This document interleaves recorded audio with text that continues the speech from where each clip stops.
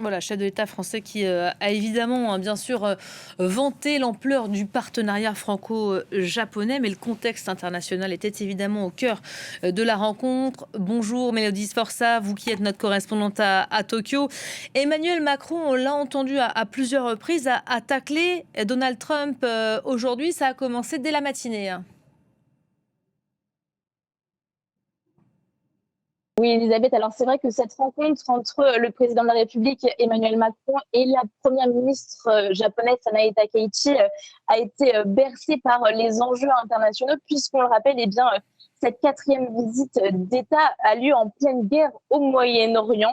Et effectivement, comme vous l'avez dit, eh bien, Emmanuel Macron a profité de cette rencontre pour adresser plusieurs sous-entendus au président américain Donald Trump. Cela dit, sans jamais le nommer.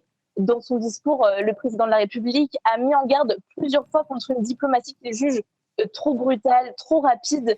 On l'a vu ces derniers mois, Emmanuel Macron s'inquiète des décisions prises par les États-Unis, s'inquiète des décisions prises par les États-Unis, pardon, sans concertation avec ses alliés, notamment sur les grands dossiers internationaux comme par exemple l'Ukraine ou encore l'Iran.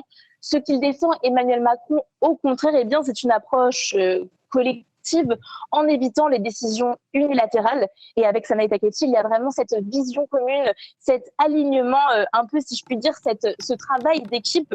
C'est une manière de se démarquer très clairement de la ligne américaine. Résultat, la France de montrer que c'est un allié stable sur lequel le Japon peut compter.